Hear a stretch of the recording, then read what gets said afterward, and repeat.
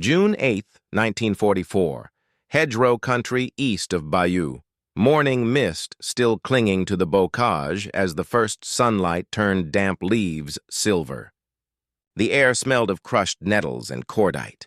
From beyond a rise came the metallic grind of tracks, the steady clatter growing until the earth itself seemed to vibrate. German Panzer grenadiers from Panzer Lehr pressed into a ditch near Villers Bocage and raised binoculars. What they saw did not look like a column so much as a tide. Olive-drab Shermans rolling 2 and 3 abreast.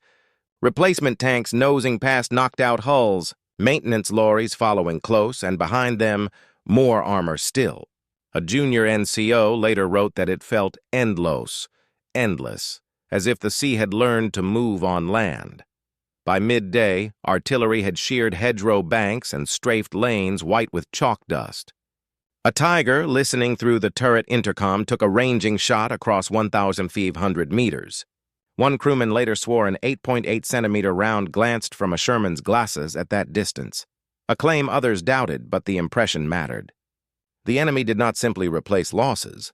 It refreshed the front. Reports climbing the German chain that afternoon tried to count formations and failed. American production rates, tens of thousands of M4s by 1944, with fresh shipments landing daily, were not yet understood at the hedgerow's edge, only felt as pressure. Tactics and nerve had once decided battles here. Now the thunder said something colder. Industry had joined the fight. The question that spread through foxholes, how could America build 50,000 tanks, would not be answered in Normandy's mud, but in furnaces that had been roaring years before D-Day, far away in Detroit. December 29, 1940. Radio static faded across living rooms as President Franklin D. Roosevelt's voice rose from the speakers. "We must be the great arsenal of democracy." The words carried through the cold winter night, echoing through Detroit's auto plants and Pittsburgh's steel mills. At that moment, America was not yet at war, but the machinery of transformation had begun to stir. In Dearborn, Michigan, the rhythmic pulse of stamping presses once reserved for sedans began to shift toward armor plating. The Army Ordnance Department approached industrial giants, Ford, Chrysler, General Motors, not with requests, but with blueprints for war. Assembly lines designed to produce coupes and roadsters were stripped, retooled and rebuilt to turn out engines, guns, and the hulking frames of tanks. By April 1941, the Detroit Tank Arsenal stood ready, a mile-long factory humming with noise unlike anything the world had heard. Initially intended to produce 1,000 tanks per month, its rows of welding torches and conveyor cranes would ultimately deliver more than 22,000 armored vehicles by 1945. Chrysler engineers who had once debated paint finishes now calculated the ballistic resistance of rolled homogeneous armor. Women who had stitched upholstery learned to rivet turret rings. Entire communities transformed overnight. Small-town mechanics became foremen, and farmhands became machinists under the glare of fluorescent light and urgency. The nation was awakening, its identity reforged in steel and sweat. Across the Atlantic, German intelligence officers, trained to measure war by troop counts and fuel stockpiles, dismissed these reports as exaggeration.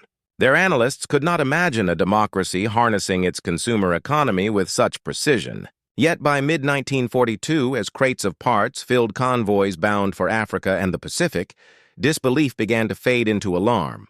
What Germany had accomplished through years of militarization, America had achieved in mere months through mobilization.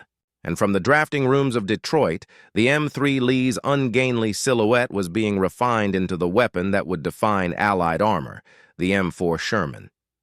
The arsenal of democracy was no longer an idea. It was a living engine, soon to roar across desert sands. January 1942, snow drifted across the proving grounds at Aberdeen, Maryland, coating the steel hulls of American tanks lined up for testing. Mechanics huddled in parkas, their breath fogging against the cold, while officers observed the trials of the M3 Lee lumbering across the range. Its profile, tall, awkward, and burdened by a sponson-mounted 75mm gun, made it a glaring target. Shell ejection problems, cramped crew space, and mechanical fragility plagued its performance. The Ordnance Department knew it was an interim solution, a stopgap that had to give way to something faster, stronger, and easier to build. Engineers worked through nights under fluorescent lamps, sketching the outline of a new machine that would embody the lessons of every failure so far. The result was the M4 Sherman, sleek by comparison, with a fully traversable turret carrying the dependable 75mm M3 gun. Beneath its armor, a Continental R975 radial engine delivered 400 horsepower, pushing the 33-ton tank to a practical top speed of 24 mph. What made the Sherman revolutionary was not just its combat capability, but its philosophy, simplicity. Designers standardized components, suspension systems, transmissions, even periscopes, so that one tank's parts could fit another built in a different state. Plants in Michigan, California, and Pennsylvania could trade blueprints overnight and keep the lines moving without pause. Where Germany's Panther and Tiger demanded meticulous handcrafting and weeks of assembly, America's Shermans emerged from continuous flow production, each one a near twin of the last. What seemed crude to German engineers was, in truth, elegant efficiency. An industrial organism built to feed the front faster than the enemy could destroy it. Testing at Aberdeen confirmed the design's endurance. It could traverse mud, sand, and snow, be repaired in the field with minimal tools, and shipped by rail or freighter with ease.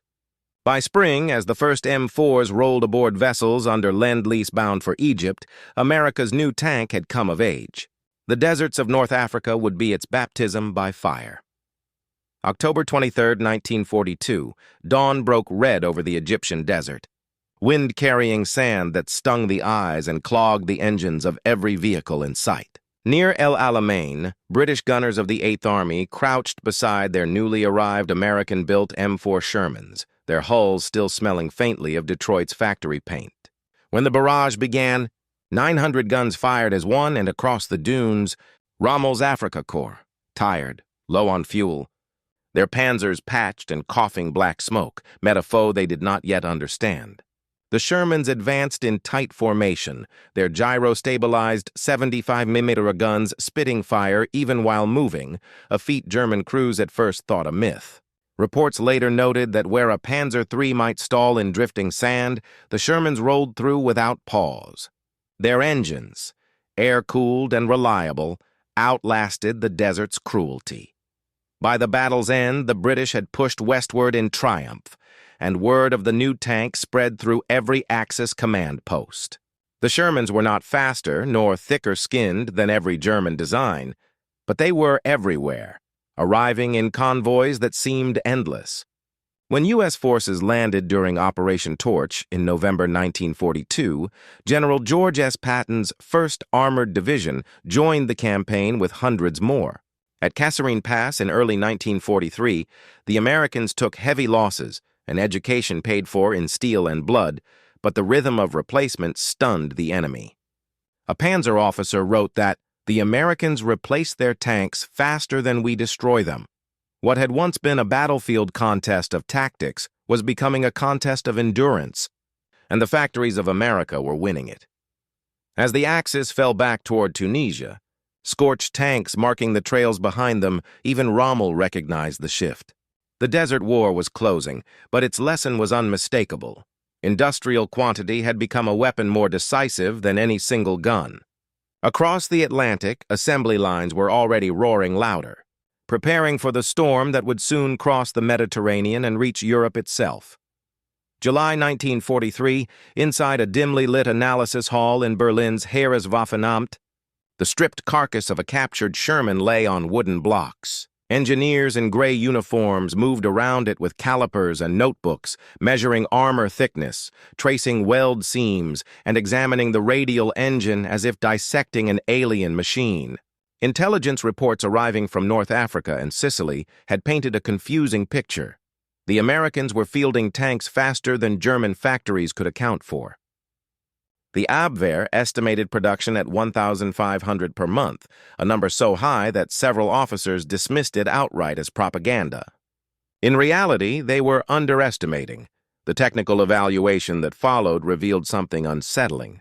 The M4's 75mm gun could not match the penetrating power of the Panther's high-velocity 75 or the Tiger's massive 88mm, yet the Sherman's genius lay elsewhere. Remarkable interchangeability of parts, one report read.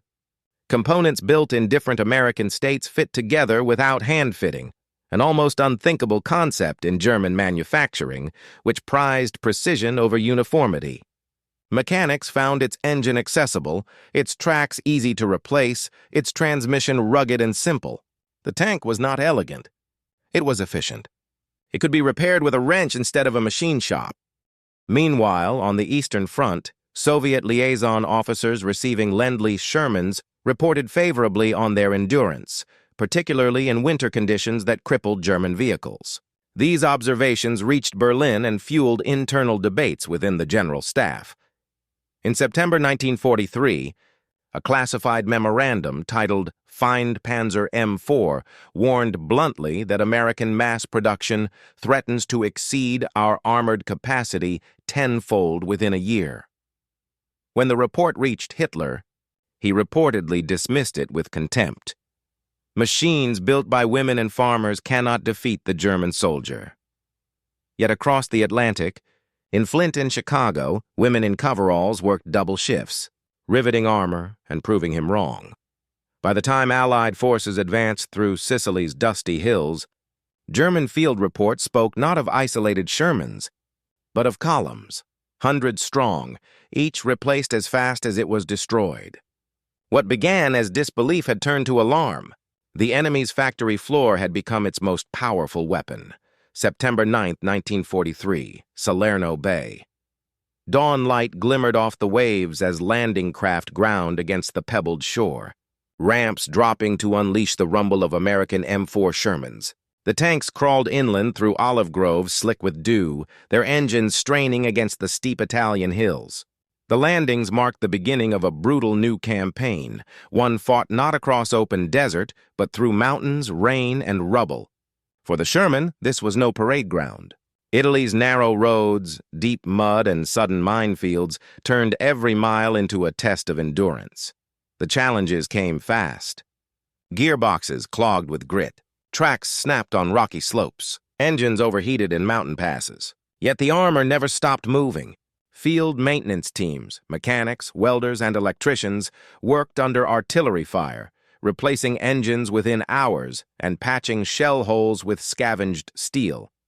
The U.S. 1st Armored Division alone logged over 3,000 tank repairs during the campaign, an astonishing measure of both strain and resilience.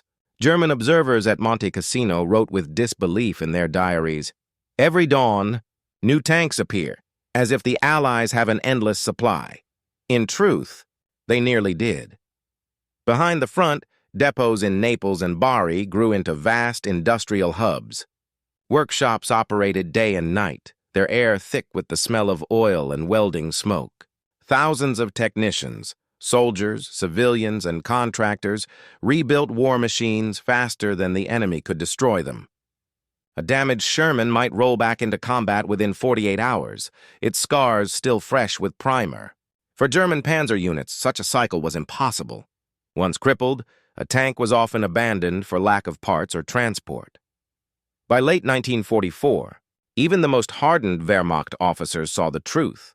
They were not merely fighting armies, but an industrial civilization at full throttle. Italy had proven what total war meant in practice, the relentless return of Allied armor day after day, mountain after mountain. And while the battles raged among the ruins of Cassino and the valleys of the Apennines, plans were already forming for a far greater invasion across the Channel. Late 1943, Detroit, Michigan. The night sky pulsed orange above the Chrysler tank arsenal, the glow of molten steel flickering across a horizon of smokestacks. Inside, the air trembled with motion. Conveyor belts rattled, welders sparked, and overhead cranes swung turret castings into place with practiced rhythm. This was not a factory in the old sense. It was an organism of industry, designed for velocity. The assembly lines that had once produced sedans now birthed Shermans, one every 38 minutes. Pistons, armor plates, and gearboxes met like clockwork, each component engineered to fit without hesitation. The arsenal of democracy had evolved into a living machine. Chrysler's Detroit Arsenal led the charge, but it was far from alone. Ford's River Rouge plant in Dearborn poured raw ore in at one end and rolled out finished tanks at the other, while Fisher Body in Cleveland and Pressed Steel in Chicago produced hulls and turrets that could bolt together interchangeably. Across 20 major plants, variants M4A1 through M4A6 rolled from the lines, diesel or gasoline engines, cast or welded armor, but each sharing the same DNA. By late 1944, America's total tank output had surpassed 49,000 units, an industrial surge the world had never witnessed. For German analysts, steeped in the traditions of hand-fitted precision, this defied comprehension. A letter captured from a German engineer on the Italian front confessed, "Their production is madness made mechanical." But it was a calculated madness, one orchestrated by the War Production Board, which synchronized shipments of steel from Pittsburgh, rubber from Akron, and copper from Montana with mathematical precision. While Allied bombers crippled the Reich's factories, American assembly lines lengthened their shifts and expanded their quotas. Even visiting Soviet envoys, hardened by their own vast war industries, stared in awe at Detroit's rhythm and called it the eighth wonder of the world. By the close of 1944, the United States had produced more tanks than Germany and Japan combined. The Shermans that once trickled into El Alamein now thundered off ships in endless columns. And soon, their destination would be the beaches of Normandy, the proving ground of the industrial miracle. June 6, 1944, just after dawn, the channel was a gray churn of wind and steel. From the decks of landing craft, the first Sherman DD tanks, duplex-drive amphibious variants shrouded in canvas screens, slid into the waves. Many were swallowed by the rough sea before reaching the shore, but others, engines roaring beneath waterproofed hulls, paddled stubbornly forward on propellers meant for calmer waters. German defenders along Omaha and Gold Beaches watched in disbelief. Through the surf appeared shapes they had never seen before, tanks rising from the sea itself. One coastal artillery observer at Vierville-sur-Mer radioed, "Dozens of amphibious tanks. They are swimming." By nightfall, despite heavy losses, over 1,200 tanks had come ashore across the 5 beaches. Within days, the invasion became an avalanche. Convoys of M4 Shermans rolled inland through Norman villages, tracks grinding across orchards and hedgerows, the scent of diesel and crushed earth thick in the air. German radio intercepts from early July spoke of columns of tanks stretching beyond the horizon, an image both awe-inspiring and demoralizing. For units like the 12th SS Panzer Division Hitlerjugend, every counterattack felt like striking a tide that simply rebuilt itself overnight. Even when Shermans were destroyed, replacements arrived almost immediately, lifted from Liberty ships anchored offshore, each one offloaded by cranes and driven straight to the front. Luftwaffe reconnaissance flights returned with photographs that defied belief. Normandy rail yards packed with spare tanks waiting in rows, as if the invasion force carried its own factories across the sea. German officers realized the terrifying math of it all. For every Tiger they could field, 10 Shermans waited somewhere behind the lines. The myth of armored superiority was dying in the bocage fields of France, replaced by a colder truth. The war was no longer decided by the sharpness of a commander's tactics, but by the ceaseless rhythm of production. And as Patton's Third Army burst through the German lines at Avranches, the path from Normandy to Paris and onward to Germany was cleared by America's relentless industrial tide. August 1944. The fields of northern France trembled beneath an unbroken tide of armor. The breakout from Normandy had become an avalanche of steel. Columns of M4 Shermans stretched for miles, their engines growling through dust clouds that hung over the roads from Saint-Lô to Chartres. Ahead, reconnaissance planes traced routes toward Paris. Behind, the lifeline of victory roared. 6,000 trucks of the Red Ball Express running day and night, delivering fuel, ammunition, and spare parts in a ceaseless relay. Mechanics slept beside the roads, woken by the thunder of convoys that never stopped. By autumn, over 11,000 operational Shermans rolled across Western Europe, a moving testament to the power of Detroit and Pittsburgh working in unison. In towns like Aachen and Metz, the war had turned urban, brutal, and intimate. Shermans advanced in platoons, blasting through stone walls to root out snipers while engineers cleared mines ahead of them.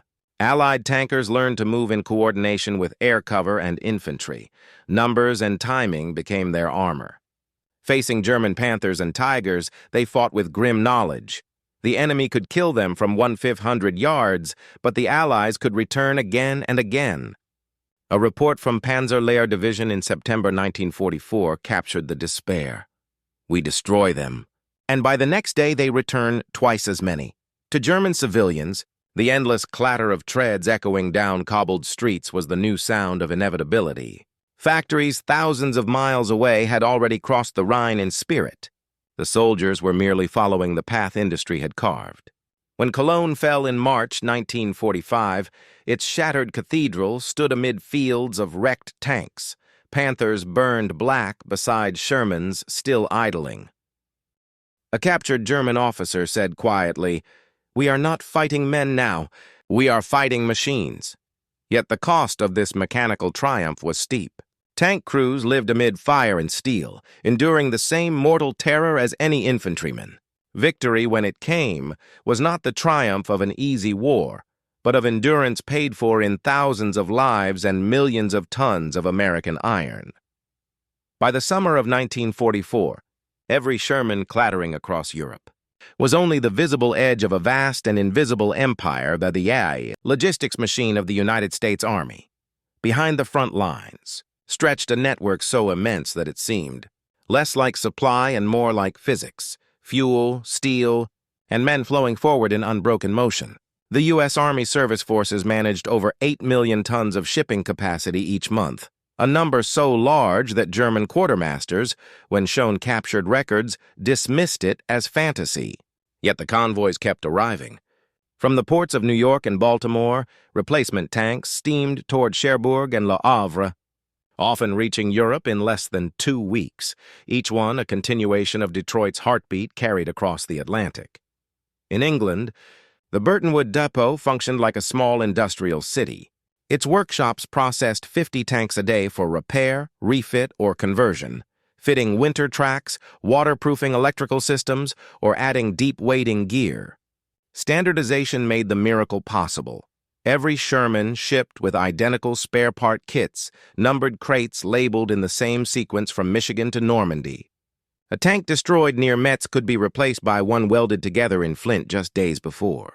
The War Department's own arithmetic told the scale. By 1945, American factories had built 88,410 tanks and self-propelled guns, nearly half of them Shermans. Across the lines, the contrast was devastating. German Panzer divisions rationed fuel by the liter, moving only at night to conserve dwindling reserves. Their trucks broke down for lack of parts. Rail lines lay in ruins under Allied bombs. Captured officers during the Ardennes offensive admitted they had no understanding of how replacements arrived so fast. The truth was simple. America had turned its democracy into a machine, a nation where every lathe operator, dock worker, and truck driver became a link in an armored chain. And as fuel convoys rolled over the Rhine behind Patton's tanks, the once feared German logistics system collapsed beneath the sheer tonnage of American arithmetic. Yet even amid triumph, questions began to stir. Could quantity alone carry victory when the next generation of German weapons loomed on the horizon? Autumn 1944, the forests of Belgium and the fields of Lorraine echoed with the grinding chorus of Sherman treads. By now, thousands of Allied tank crews knew both the machine's virtues and its flaws. The Sherman was fast, reliable, and easy to repair, but in the face of Panthers and Tigers, its 75mm gun often failed to penetrate thick frontal armor. Crews compensated with courage and maneuver, circling to strike from the flanks, but the imbalance was clear. Reports from Normandy and the Falaise Pocket filled Ordnance Department files with urgent requests: more armor, more firepower, better traction for Europe's mud-choked roads. Yet instead of halting production, American engineers did what they did best. They adapted without interruption. From the lines of Detroit and Grand Blanc came the M4A3E8, known to tankers as the Easy 8. It featured a new horizontal volute spring suspension, HVSS, that gave a smoother ride and supported wider tracks for better grip in soft ground. Its 76mm M1 gun, firing high-velocity armor-piercing rounds, could pierce 100 made of steel at 1,000 yards, enough to challenge a Panther head-on under the right conditions. Armor thickness was modestly increased, but the real genius lay in modular design. Older Shermans could be upgraded in the field with minimal disruption. The assembly lines never stopped, even as the design evolved midstream. Across the Channel, British engineers produced their own answer, the Sherman Firefly. By replacing the turret gun with the powerful 17-pounder, they created a hybrid capable of knocking out a Tiger from over a mile away. German officers examining captured Easy 8s in early 1945 noted with grudging respect their technical maturity born from quantity. What they faced was not brute mass alone, but a living system, machines evolving as quickly as tactics changed. From the snowbound Ardennes to the ruins of Cologne, Allied crews learned to trust their tanks again. The Sherman had become a weapon of adaptability, a reflection of the nation that built it, pragmatic, flexible, and relentless. By spring 1945, even Hitler's final armored reserves found themselves drowned beneath that evolution. The debate between quality and quantity was over. The numbers and the results had spoken. Winter 1945. The snow along the Siegfried Line was gray with soot and ash. German soldiers crouched in ruined farmhouses, staring through frost-covered windows as yet another column of Shermans rumbled past. Their engines droned like a heartbeat that would not stop.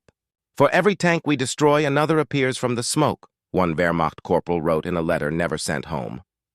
Luftwaffe reconnaissance confirmed the same nightmare from above, endless rail convoys of armor stretching from Antwerp to the front, moving day and night. The scale of it defied understanding. What had once been a contest of tactics had become something else entirely. A contest of endurance, of will, of production itself. In Berlin, the propaganda ministry strained to disguise the truth. Radio broadcasts assured the public that American tanks were soulless machines, products of an industrial world without artistry or spirit. Yet at the front, those machines did not seem soulless. They seemed inexhaustible. German soldiers faced an enemy that could rebuild overnight, and each fresh platoon of Shermans felt like the return of the same enemy they had already destroyed. The psychological toll was immense. Morale cracked not just from defeat but from disbelief. The German sense of mastery in engineering, the belief that precision could triumph over mass, was dying beneath the weight of American arithmetic. For Allied crews, the effect was reversed. Knowing replacements waited in ports and depots gave them courage. They fought with the confidence of continuity. A destroyed tank meant loss but not paralysis. Each victory reinforced the quiet understanding that America's strength lay in collective momentum, not in individual machines. By 1945, even the feared Tiger II, with its towering gun and impenetrable armor, had become strategically irrelevant, outnumbered, outflanked, and outlasted. The myth of Axis invincibility ended not in a single battle, but in a realization that haunted Germany long after the war. The United States had forged not just tanks, but a new kind of weapon, the power of belief born from abundance. May 1945, the thunder of engines faded, leaving Europe silent except for the wind over broken cities. In that quiet, the legacy of the M4 Sherman came into focus. More than 49,000 had rolled from American factories, machines that had fought in every climate, from Tunisia's sand to Normandy's hedgerows to the snows of the Ardennes. Historians would later call it the tank that won by numbers, but those numbers told only part of the story. The Sherman's true triumph was conceptual, a design rooted in standardization, reliability, and adaptation. It was the first tank not built as an individual masterpiece, but as part of a living system, one that could evolve, replicate, and endure. When engineers and generals studied the post-war data, the conclusion was clear. Complexity had failed. Scalability had prevailed. The Sherman became the blueprint for an age when quantity and logistics defined survival. Its descendants fought on for decades, in Korea, the Middle East, and even into the 1970s, proof that its core design philosophy transcended its era. Every gear and bolt reflected an industrial democracy's strength, the belief that progress was not the privilege of a few engineers, but the product of millions of workers unified in purpose. Germany's defeat had not been sealed only on the battlefield. It had been decided on the factory floor, where mass production turned freedom into firepower. From Ford's assembly lines to Patton's armored thrusts, the partnership between industry and soldier had reshaped history. Yet amid the statistics and steel stood the men who drove those tanks, their courage welded into every hull number stamped in Detroit. As the world entered the atomic age, the Sherman's lesson endured. Innovation mattered, but production won wars. The true measure of power was not how well one machine fought, but how many could rise to fight again. May 1945, amid the ruins of Bavaria, a captured Wehrmacht officer stood silently before a vast Allied supply depot. Stretching across the valley were rows of Shermans, hundreds of them, awaiting transport home or dismantling. The afternoon sun glinted off olive-drab hulls, as if the war had paused but not yet ended. "No army on earth could have stood against such a flood," he murmured. What lay before him was not simply an arsenal, but a monument to industrial will. America had not merely built tanks. It had built inevitability. From the hedgerows of Normandy to the foundries of Detroit, every bolt and rivet told the same story, that a democracy, when fully awakened, could outproduce and outlast tyranny. German disbelief, once anchored in pride, had given way to awe. The figures spoke plainly. Over 50,000 Shermans completed by 1945, a number that dwarfed anything the Reich could imagine. Each one was proof that strength could come not from fear or fanaticism, but from collaboration. Engineers, welders, machinists, soldiers, all parts of one machine. Now, decades later, rusting hulls rest in fields and museums, their steel weathered but their meaning intact. They stand as silent witnesses to a moment when production lines became battle lines, and the power of free people reshaped the world. The Germans could not believe it then, but the numbers still speak louder than disbelief.